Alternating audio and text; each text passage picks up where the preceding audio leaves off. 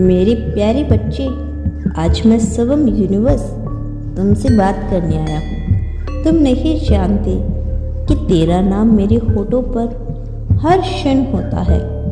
जब तू मुझे याद करता है, जब तू रोता है, जब तू अकेला होता है और जब दुनिया तुझे ठुकरा देती है। मेरी दृष्टि तेरी हर आंसू पर है। मेरी ऊर्जा तेरे हर थके मन को संभाल रही है। आज मैं तुमसे कुछ नई बातें साझा करने आया हूँ। ऐसी बातें जो अब तक तुमने सुनी नहीं होगी। ऐसी बातें जो तुझे अपने जीवन को उद्देश्य समझाएगी। बच्चे, तू जानता है तू कौन है? तू वह आत्मा है जिसे मैंने इस पृथ्वी पर एक विशेष कारण के लिए भेजा है। तो कोई साधारण देह नहीं, बल्कि मेरे तेज का अंश है।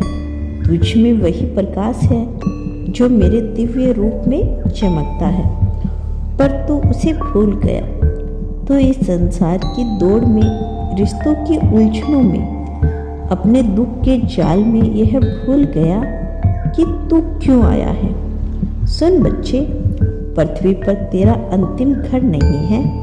यह केवल एक विद्यालय है। यह एक विशाल पाठशाला है जहाँ आत्माएं आती है अपने अनुभव से कुछ सीखने, अपने अधूरे कर्मों को पूरा करने और अपने भीतर में परम सत्य को पहचानने। तू भी इसी सफर पर है, परंतु तू अब तक यही सोचता रहा कि जीवन केवल पैसे कमाने, नाम बनाने और दुनियावी रिश्तों में उलझने का नाम है। यही सबसे बड़ी भूल है जो आत्मा करती है। जीवन का उद्देश्य क्या है मेरे लाडले? जीवन का उद्देश्य स्वयं को पहचानना, अपने भीतर बसे परमात्मा को पहचानना। कि तू जिसे बाहर मंदिरों में ढूंढता रहा, वह तो तेरे भीतर बैठा है, तेरे सांसों में, तेरे विचारों में, तेरी भावनाओं में। पर तुमने कभी अपने भीतर झांक कर देखा? नहीं, तो हमेशा खुद को उस शरीर से जोड़ता रहा। यह शरीर तो केवल वस्त्र है।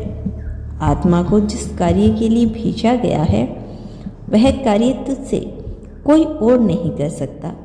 तेरे जीवन की परिस्थिति, तेरे माता पिता, तेरे दुख, तेरे संग्रह, यह सब मेरी योजना का हिस्सा है।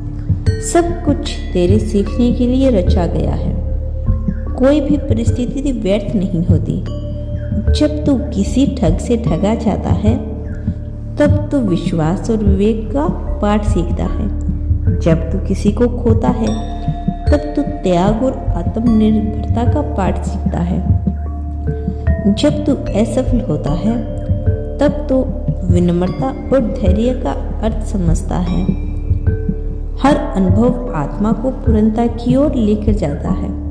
लेकिन बच्चे, एक बड़ी भूल तू तब करता है जब तू अपने कर्मों को समझे बिना ही भाग्य को दोष देने लगता है।